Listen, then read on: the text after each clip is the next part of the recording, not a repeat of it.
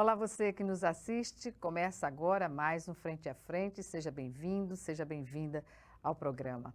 Hoje a nossa entrevista é com o professor doutor Denison Silva. Ele é pesquisador do Grupo de Pesquisa Instituições, Comportamento Político e Democracia do Instituto de Ciências Sociais da UFAL, como também do Observatório Alagoano de Políticas Públicas para o Enfrentamento da Covid-19. Aqui no programa, ele faz uma análise sobre como a interferência dos aspectos políticos dificultaram, em algumas regiões, a adoção de medidas orientadas pela Organização Mundial da Saúde, entre outras questões, evidentemente. Seja bem-vindo, professor Denison. É um prazer tê-lo aqui no programa, no Frente a Frente. E eu começo logo com um questionamento sobre o que foi determinante na avaliação dos pesquisadores para o Brasil estar nessa situação. Quase 500 mil mortos pela Covid-19. E obrigada mais uma vez.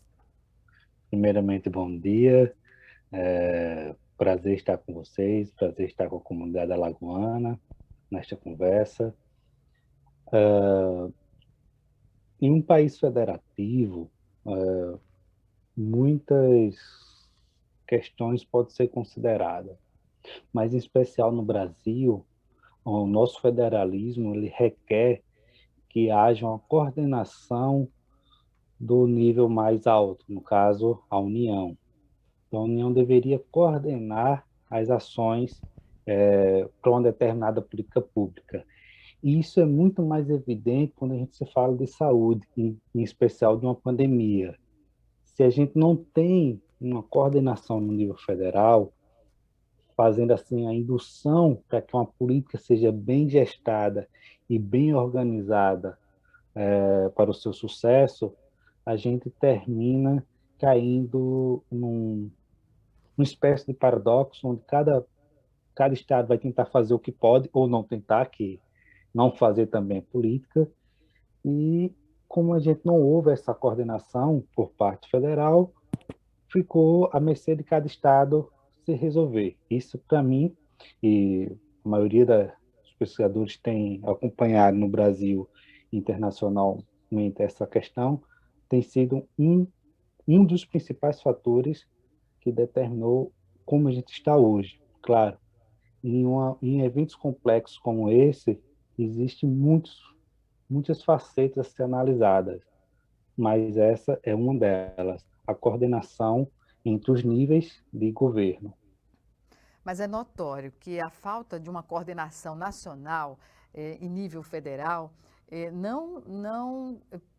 pelo menos no estado, nosso estado de Alagoas, há uma sintonia entre governo do estado e prefeitura da capital, no sentido de administrar, não é, o trabalho da vacinação.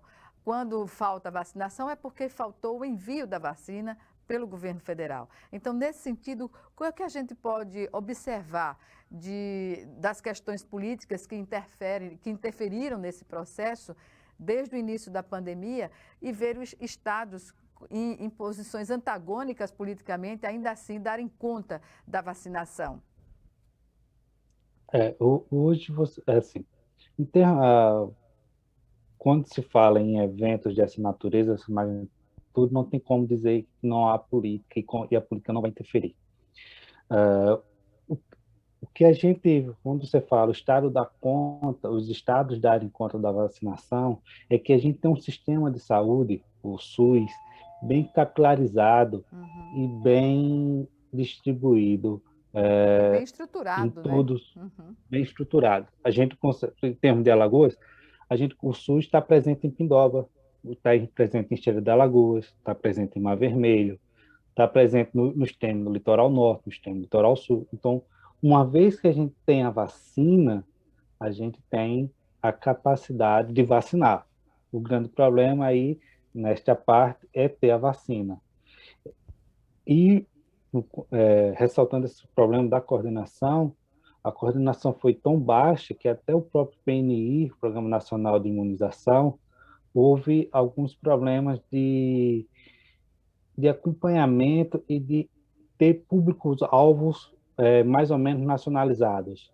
Você tinha, logo Há 2 meses atrás, você tinha estado já vacinando professores, força de segurança pública, enquanto outros estados foram um pouco mais tarde. Ou seja, os próprios grupos prioritários não foram coordenados para que fossem mais ou menos iguais em todo o território.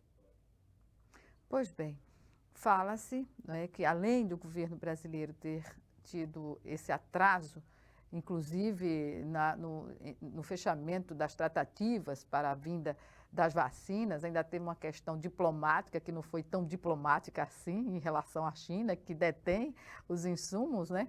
Ainda tem essa questão de o governo brasileiro não ter conseguido fazer a coordenação que se esperava historicamente nas campanhas de vacinação. E por falar em campanha, faltou também, além de campanha, instruindo as pessoas a fazerem corretamente, a se protegerem, ainda faltou também digamos assim, uma distribuição de atitudes que pudessem conduzir a população a agir corretamente. Seria por aí? Sim, porque se de um lado você tem um grande problema na compra da vacina, porque na CPI, por exemplo, um dos membros da CPI questionou ao diretor do Butantan que não era possível ter comprado a vacina em um determinado período que a vacina não estava aprovada pela Anvisa. O que é que a OMS e todos os outros países do mundo fizeram? Fizeram pré-compra, sinalizaram para compra. Ó, eu vou comprar a vacina. Se você produtor da vacina, seja Pfizer, seja no caso do Brasil, o Butantan, Coronavac, Fiocruz, ou qualquer outro instituto desenvolvedor de vacina. Se você me produzir a vacina, eu vou comprar 100 milhões, vou comprar 200 milhões, vou comprar 50 milhões. O que você produzir, eu compro. Se você não produzir, eu não compro, eu não pago, mas já estou diante disso sinalizado. A questão de logística, né, nessa tratativa foi tão ruim que chegou-se a cogitar de não ter seringas para vacinação, porque não se tinha sinalizado para a indústria produtora de seringas que ia ser necessário X milhões de vacinas, X milhões de seringas para poder imunizar a população. Então, você já tem um problema aí, que é passar para a população que não comprou porque não tinha. E isso não é verdade. Você precisava sinalizar para a indústria que podia produzir, ó, produza que eu compro. Se você produzir, eu compro. Porque aí você tem um problema justamente de insumos. A produção, os insumos são importados. E nesse caso, a China está produzindo boa parte dos insumos, entre 90% a 100%. Eu não sei dizer exatamente, mas boa parte do insumo produzido no mundo vem da China. Então, também tem um problema aí de relações internacionais que precisava ser melhor tratado, com menos desdém, vamos dizer assim. E O sempre que é pode que se falar. observa na prática e na atitude do governo brasileiro em relação à prática e atitude dos outros governos de outras nações em relação a testar a população, a garantir a vinda das vacinas? Como se observa isso do ponto de vista da pesquisa em que vocês, professores, doutores, estão inseridos? Olha só, a gente tem dois contextos, nacional e, no caso aqui, o contexto de Alagoas. No contexto nacional, a gente teve inclusive o teste rápido, que é um teste com menor sensibilidade, tem mais possibilidade de ter falsos negativos, ou seja, falsas, pessoa teste negativo, mas na verdade ela era positiva. Apesar disso, você tinha milhões de testes guardados em algum lugar que, em cima da hora, perto de vencer, a Anvisa vai lá, corre, dá um jeitinho e revalida esse teste. Ou seja, tendo o teste, não foi distribuído, mesmo sabendo, mesmo tendo o problema que ele tem, mas qualquer testagem naquele momento seria melhor do que nenhuma. Você tem um problema da distribuição dos testes para os estados e municípios, que é um problema de compra de mais testes, inclusive de outros produtores e de outros tipos, como o RT-PCR. E esse foi um problema nacional. E a nível local, considerando que não existe mais coordenação, considerando que o governo federal não vai coordenar, os estados têm que se virar.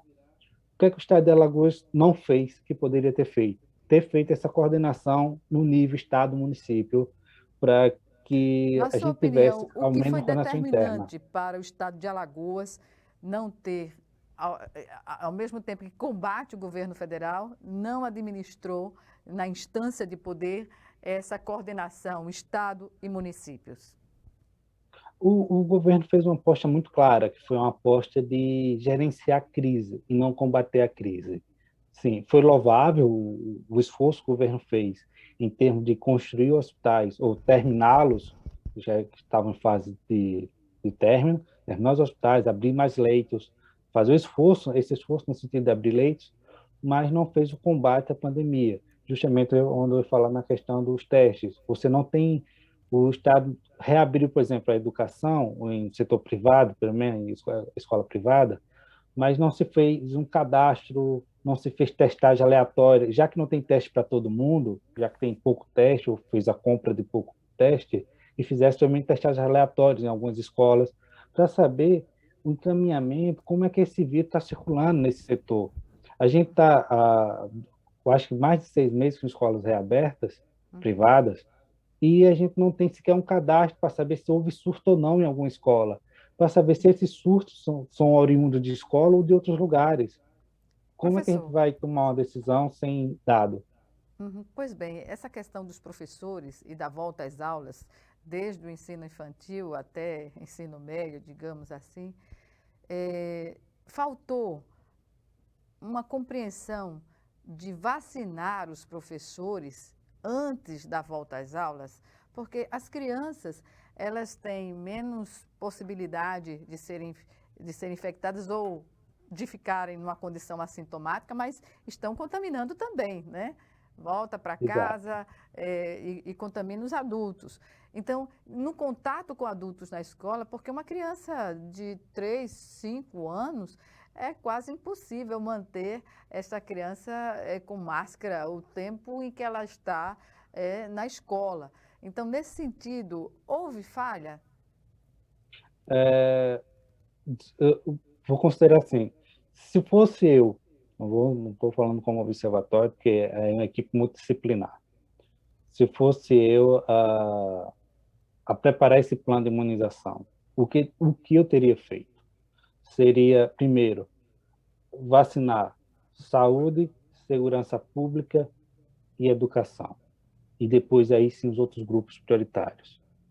Porque aí você está, principalmente em escola pública, que ainda não voltou, mas é a parte que mais sofre por ter menos estrutura, mas as famílias são, em sua grande maioria, carentes de tudo, econômico, cultural, educacional, de todo tipo de carência que a gente pode imaginar. Então, é a parte que mais sofre são as famílias, a grande maioria das famílias que estão nas escolas públicas. Então, você faltou esse traquejo de organizar esses grupos. Mas, claro, você voltando com os professores mesmo vacinados, você não interrompe a circulação do vírus, porque a vacina, nenhuma das vacinas até hoje, garante o não contágio. Ela garante apenas que você não vá sofrer uma forma grave da doença ou até mesmo a morte. Então, ainda assim, com os professores vacinados, deveria se fazer testagem, pelo menos aleatórias, e ter um cadastro regular de alunos, professores e profissionais de educação que forem infectados em tal escola, tal período, para que a gente possa ter controle de eventuais surtos. Pois bem. Professor, nós vamos interromper em 1 minuto a nossa entrevista para o nosso intervalo. E daqui a pouquinho estaremos de volta. Até já.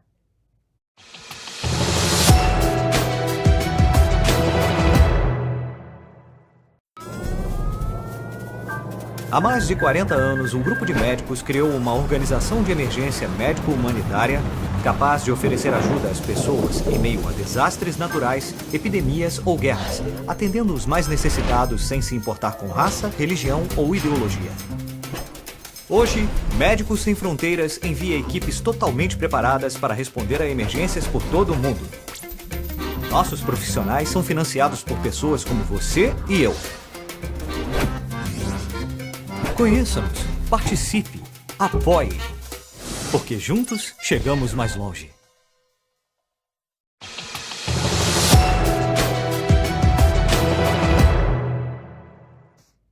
De volta com o Frente a Frente, que hoje recebe o professor Dr. Denison Silva, pesquisador do Grupo de Pesquisa Instituições, Comportamento Político e Democracia do Instituto de Ciências Sociais da UFAL, como também do Observatório Alagoano de Políticas Públicas para o Enfrentamento da Covid-19.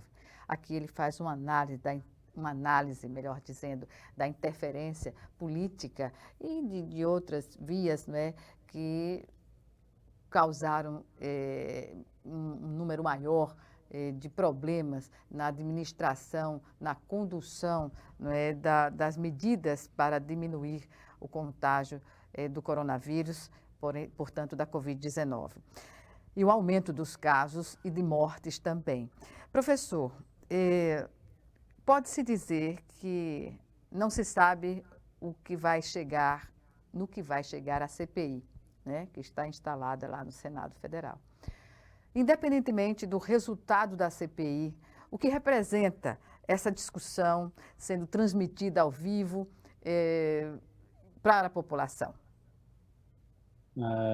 Só antes de continuar, só fazer uma ressalva. Agora que escutando pela segunda vez a minha apresentação, eu acredito que você me apresentou como se eu fosse do grupo da professora Luciana Santana. É um prazer, sim, uma ótima colega de trabalho, mas o grupo que eu sou lá do Instituto de Ciências Sociais é o Grupo Cidadania e Políticas Públicas. Portanto. Mas também pesquiso toda aquela história lá, democracia, tá, instituições. Perfeito. Mas sim, voltando para a CPI. Uma CPI, do modo geral, assim, um termo mais clássico, uma análise mais clássica, seria um alarme de incêndio. Ou seja, ó, tem alguma coisa acontecendo na sociedade e a CPI ela está ali para dar esse alerta para a sociedade. Apresentar à sociedade um tema complexo, um tema importante, que esteja em voga naquela relação executivo-legislativo. No entanto, a gente tem que atualizar um pouco essas teorias, porque agora a gente tem o advento da internet, das redes sociais muito mais forte, muito mais presente do que quando foi construído essa teoria do alarme de incêndio. E, além de ser um alarme de incêndio hoje, do ponto de vista mais atual, é também um grande palco, uma grande forma de comunicar-se com a sociedade, através das redes sociais, principalmente. Porque, se a gente estimar hoje, em termos de 18 milhões aproximados de interações sobre a CPI nas redes sociais, ou seja, tem muita gente atenta, muita gente conversando sobre as CPIs e expondo e dialogando, inclusive interferindo no próprio processo legislativo.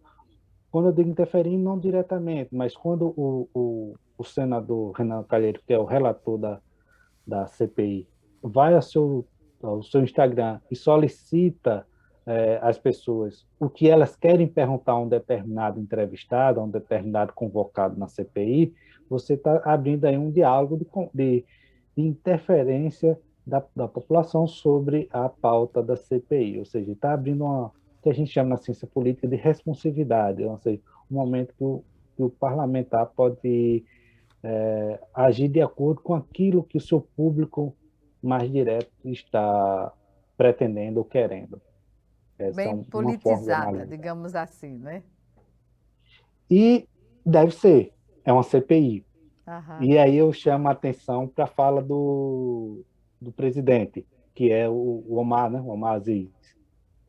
Quando estava lá, no momento, estava o Dima Covas sendo entrevistado lá, sendo inquirido, né? E ele dá um alerta para os outros senadores de oposição, aliás, para os senadores do governo. Nós da somos base políticos. Aliada. Uhum. Isso, da base aliada do governo. Aí o Omar Aziz diz, nós somos políticos, nós fazemos a política. Ele é o cientista. Então, ele separa muito bem qual o campo de atuação. Ó. Aqui, a gente vai fazer política e você está falando aqui com outro político. Agora, quando for falar com outro cientista, tenha mais respeito e não induza a respostas políticas. Para uma separação. Pois não. Governos que não responderam bem à pandemia, eles serão, digamos assim, responsabilizados nas urnas? Qual é a sua avaliação? Porque a gente tem aí um exemplo clássico em nível internacional, Donald Trump, que perdeu a eleição porque foi avaliado pela gestão que teve à frente da pandemia nos Estados Unidos, né? Sim, aí você tem a resposta, na verdade, ela é muito dúbia, porque no caso, principalmente no caso brasileiro, porque você tem um sistema eleitoral um pouco diferente do americano. A gente não vota através de delegados, o voto é direto, Uhum. e a gente tem uma escala município, estado, então a gente tem que casar aí como é que os governadores prós e contra o governo vão conseguir encaminhar votos, aglomerar votos, levar votos para a urna, no modo geral, as relações de deputados estaduais, deputados federais, tudo isso é uma relação muito complexa no Brasil, mas, do modo geral, tende, governos que tendem a ser mal avaliados em um tema que é, vamos dizer assim, pauta no momento, eles tendem a ir pior no voto, ter pior votação, uma vez que naquele tema que é recorrente, que é o tema da moda, que é o tema do momento, ele é mal avaliado. O colapso que aconteceu em Manaus foi determinante, digamos assim, para a população ficar mais inteirada das discussões que envolvem a pandemia no país? Ele colaborou, reforça, né? Mas a gente está numa situação muito complicada no Brasil todo. Alagoas um pouquinho mais confortável, como eu já tenho alertado em outras entrevistas. Alagoas está um pouquinho mais confortável se comparado com o Brasil, mas é um tema que está diariamente na notícia, no jornal, impresso, televisivo, rádio, internet. As pessoas falam e respiram pandemia. A gente vive o que alguns autores chamam de sociedade de risco e risco transnacionais. É justamente é o primeiro evento do século XXI do risco transnacional tão na pele, tão vivo e tão presente na casa de cada cidadão. Um parente que morre, um parente que fica cometido da forma grave. Então, isso acelera a, a população pensar cada vez mais sobre o assunto. Anuncia-se uma terceira onda a caminho, né, com variantes ainda muito mais perigosas, agressivas. E aí eu pergunto, há outros fatores dentro da condução da pandemia que diferencia o Brasil de outros países? Eu acho que o que mais diferencia o Brasil em relação a outros países é o comportamento do governo federal em negar a emergência de se tratar a pandemia de uma forma mais séria, mais enérgica, de ter um combate à pandemia. Porque o exemplo da semana é a Conmebol, e aí que virou a piada do dia, a piada nada elegante, que seria a, as não seria Copa, mas seria Cepa, né? Cepa Então, América, né? O que foi dito, Cepa os memes América, que se multiplicaram no Brasil. Inoportuna, exato. no seu entendimento, o Brasil dizer sim imediatamente para uma competição esportiva, não é? Enquanto que para a pandemia houve esse, digamos assim, essa negligência, né? É, eu vejo o seguinte: a sinalização que o governo faz é que ela é negativa. Ele, de pronto, imediato, sinaliza positivamente para a ocorrência do evento. Ele não fala, vamos analisar, vamos ver, vamos escutar a proposta, vamos colocar as cartas na mesa para ver se é possível realizar o evento, uma vez que a gente já está realizando campeonato Nordeste, campeonato, os estaduais, já estão Mas tem um detalhe, realizando. né, professor? Esses campeonatos internos no Brasil, estão sendo realizados com pessoas que já moram no Brasil, que já estão... Exato. É diferente de você trazer uma competição de nível internacional, não é? E, além das fronteiras estarem praticamente abertas, essas pessoas podem trazer novas cepas também. Exato, por isso que eu disse, ele não sinalizou para esse cuidado, né? Porque não é só a questão de a gente nos contagiar com a nova cepa, mas também levar para o resto do continente outras cepas, ou produzir novas cepas em contatos com Porque é uma cepas via de mão diferentes. dupla, né? Exato, então assim, é perigoso para todo mundo. Para assim. todos. Isso é muito E o que complicado. levou Como eu outros falei, países a negarem a competição, né? exato. A gente está vivendo o momento mais célebre do ponto de vista da teoria da sociedade de risco. A gente está vivendo o risco na pele. O que era apenas uma concepção teórica, filosófica, hoje a gente vive na empiria. O Brasil, notadamente, desde o início, tem se mostrado lento para responder às necessidades emergenciais. Pode-se avaliar por aí? Sim, é muito lento, lento em todos os sentidos, é lento para tomar decisões sanitárias. O exemplo agora foi na cepidiana, quando o caso já estava no Brasil, depois de não sei quanto tempo foi identificado a cepa, não foi feita nenhuma prevenção para quem estava no navio, não foi feito nenhum controle, deixou a coisa circular primeiro. Você não tem barreira. Eu estava em Minas Gerais há um tempo atrás, mais precisamente em dezembro, e vim de Belo Horizonte até Maceió, sem ser parado uma vez sequer. Dirigi 1.800 quilômetros e não fui parado em nenhum momento, nenhuma barreira estadual. Não tenho o menor controle. Eventualmente, eu tenho que ir ao interior de Alagoas, por causa das atividades de pesquisa, e passo por vários interiores. Uns têm barreira, outros não têm barreira. Não existe qualquer coordenação no controle sanitário. Uns têm barreira que só mede a temperatura, outros faz alguma entrevista, outro não é apenas a barreira lá, mas não tem ninguém presente. Umas a barreira começa às 7 horas da manhã, outra às 10 horas da manhã, então não existe qualquer coordenação, controle da circulação do vírus no Brasil, e no caso, Alagoas também não tem. Professor, quanto às campanhas de informação pública, qual a avaliação que o senhor faz? Eu observo que o governo de Alagoas tem feito campanhas, né? E entidades civis também têm feito campanhas, mas não se viu campanhas em nível federal nesse período, né? Sim, cada um correu por si, considerando que o governo federal não ia agir mais, deu todas as sinalizações que não ia agir contra a pandemia.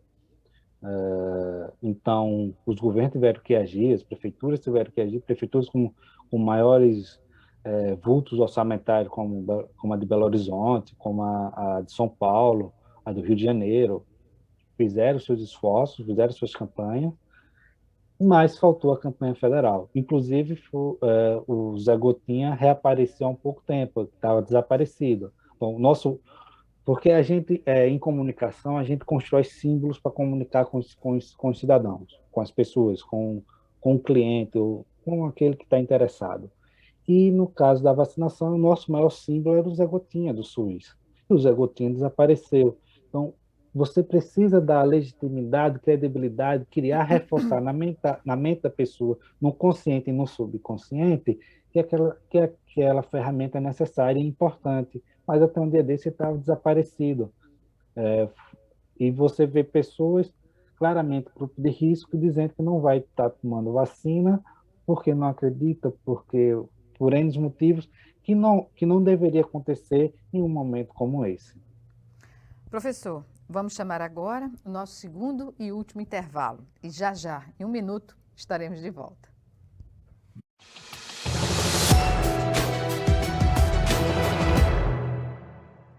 Se tem algo que precisamos ficar de olho, é na segurança das nossas crianças e adolescentes. Violência sexual, uso de álcool e drogas, trabalho infantil, situação de rua e desaparecimento de crianças são exemplos do que precisamos prevenir e denunciar. Disque 100 e denuncie qualquer violação dos direitos das crianças e adolescentes. Baixe também o aplicativo Proteja Brasil no seu celular. Respeitar proteger, garantir. Todos juntos pelos direitos das crianças e adolescentes. Doar sangue é seguro e não dói. O Hemocentro de Alagoas utiliza a mais alta tecnologia para fazer a coleta de sangue. Para doar sangue, é necessário ter mais de 18 anos, pesar mais de 50 quilos e apresentar um documento de identificação com foto. O doador não pode ter contraído doenças como a hepatite, sífilis, AIDS e doença de Chagas. Mais informações é só ligar 3315 2106. O Hemocentro de Alagoas precisa de você.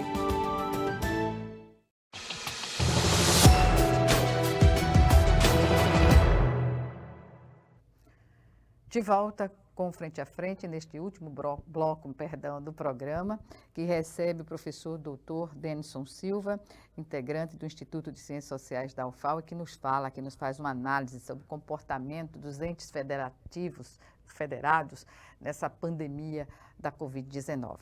Professor, eu gostaria de pontuar aqui a questão da defesa que o governo federal faz da hidroxicloroquina, né, particularmente o presidente Bolsonaro, de que existe um tratamento precoce e que inclui a hidroxicloroquina, como também ivermectina. E, na verdade, esses medicamentos, eles não são aprovados pela Anvisa para o tratamento, não, para combater o vírus, né? Então, como a gente pode se situar num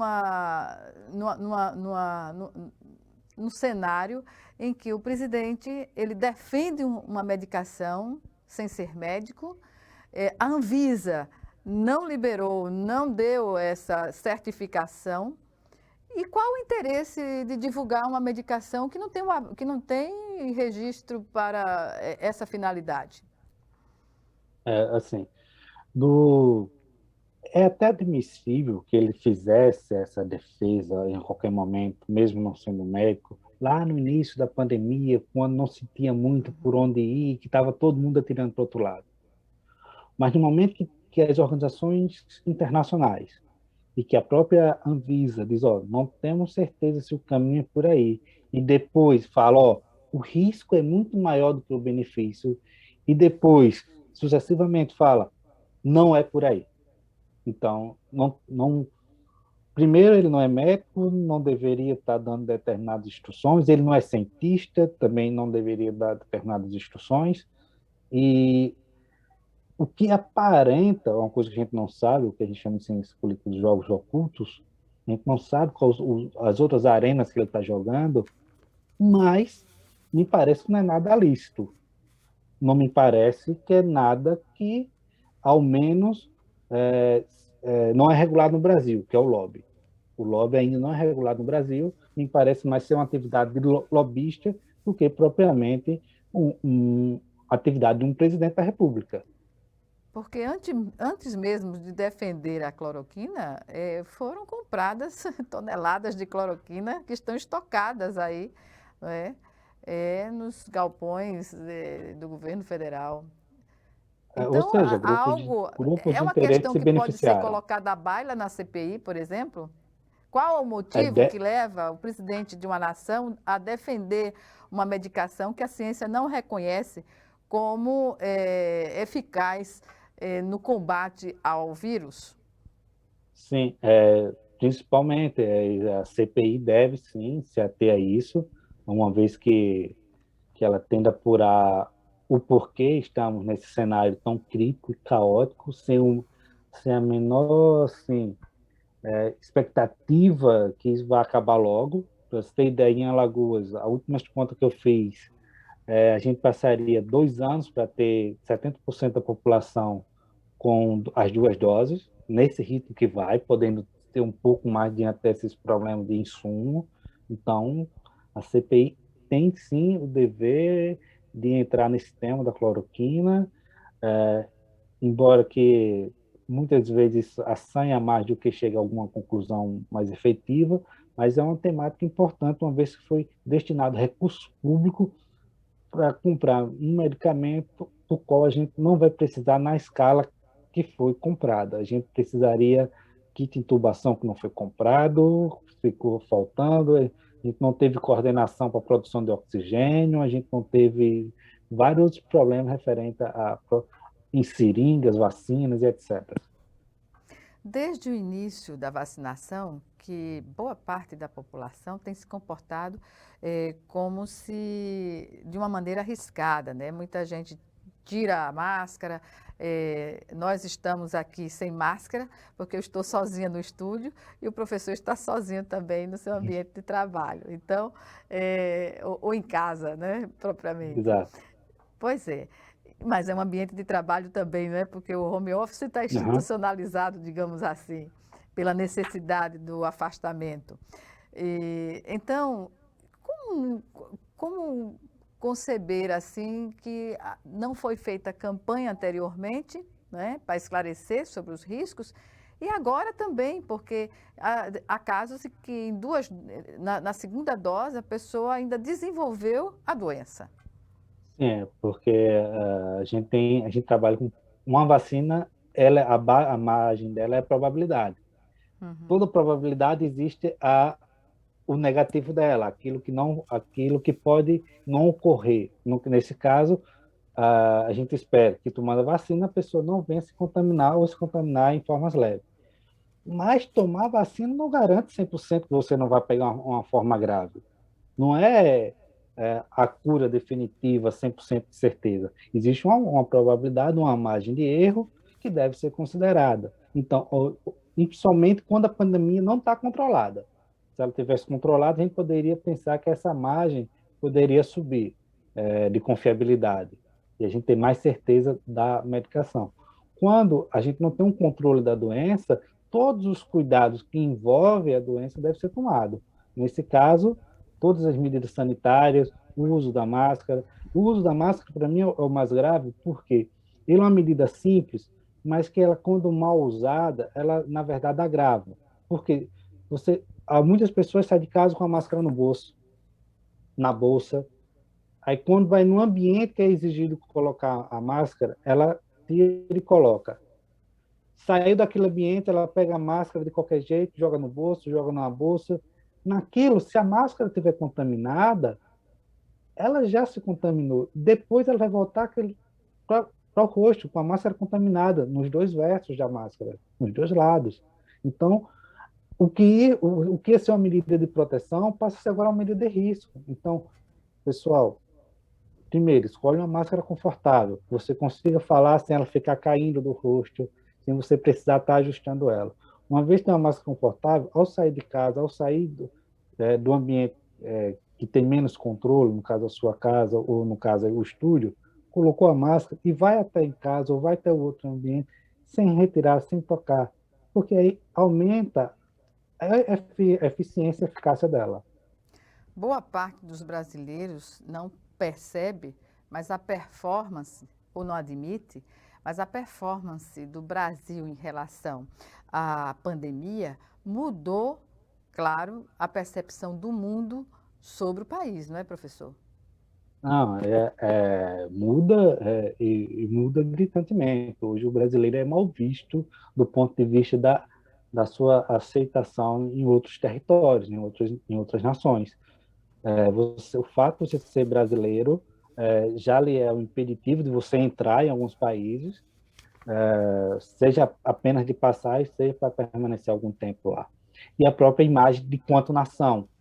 Uma nação relapsa, uma nação que não se cuida, uma nação que gera risco à comunidade internacional, uma vez que os riscos hoje são compartilhados. Uma nova variante que pode surgir pode estar fora do alcance da vacina. Até hoje, as variantes que surgiram estão no alcance das vacinas, mas pode surgir uma que não esteja no alcance das vacinas.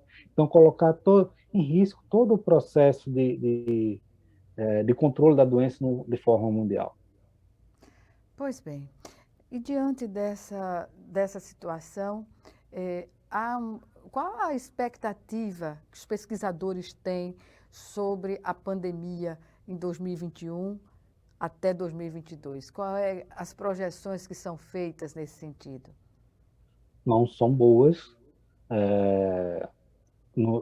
Posso falar mais de Alagoas, que é o caso que estou mais atento e olhando diariamente os dados, mas em Alagoas a gente não tem, isso pode ser generalizado para o Brasil, Alagoas a gente não tem uma perspectiva de estar confortavelmente vivendo com o vírus, seja com o vírus controlado, até 2022. Então, assim, quando digo até 2022, é dezembro de 2022. Pode ser futurologia, pode tudo acontecer, de repente acender uma luz aí na cabeça do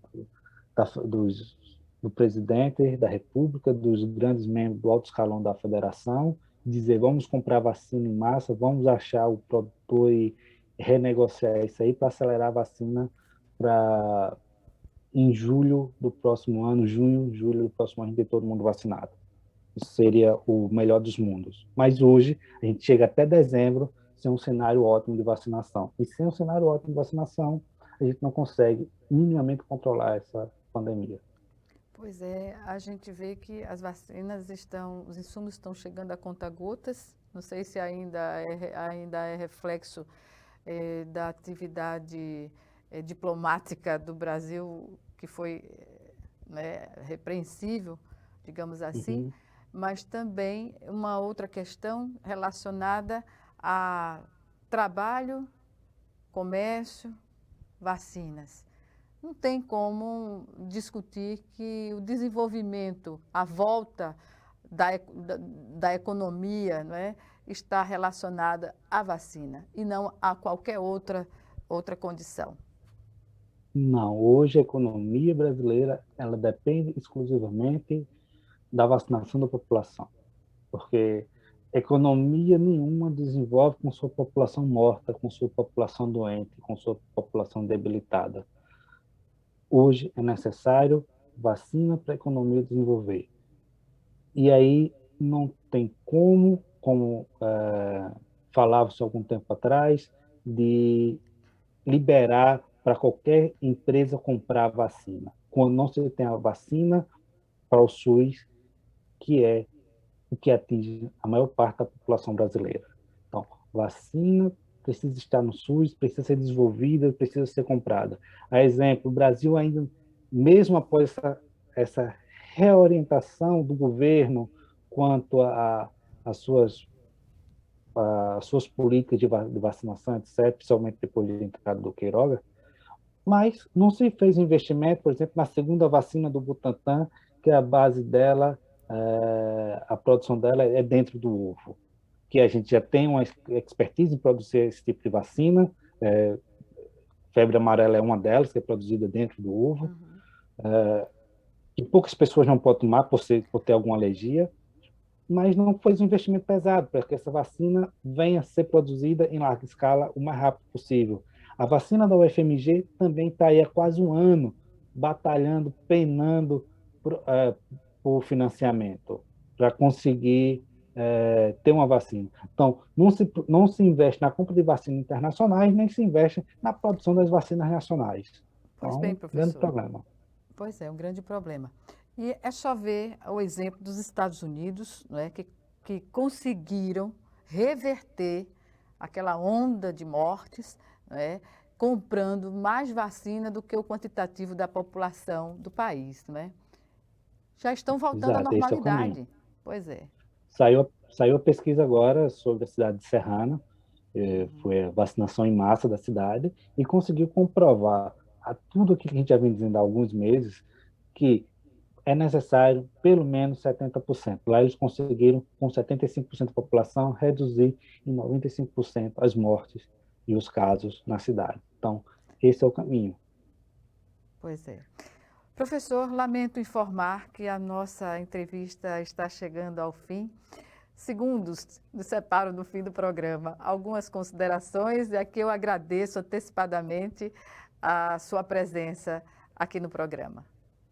Primeiramente, obrigado pelo convite, obrigado à sociedade alagoana, e em termos de considerações finais, espero, sinceramente, que o Brasil e o Estado de Alagoas, na medida do possível, venha tomar rumos melhores, conversar melhor com a ciência, dialogar melhor com os especialistas, para tomar medidas mais enérgicas e mais eficientes no controle, no combate, e que essa doença e tantas outras, que a gente fala tanto do Covid, mas todas as outras doenças estão aí circulando, e estão gente morrendo de outras doenças, como câncer, por não ter vaga no SUS, por ter uma parte dedicada à pandemia. Então, essa doença assola a gente de várias maneiras. Então, que ela atinja menos aos lares dos nossos brasileiros e dos alagoanos. Obrigada, professor, e até uma próxima oportunidade. Até uma próxima. Abraço a todos. Um abraço. Obrigada a você também que nos assistiu e até o nosso próximo encontro, aqui, frente a frente, também com você.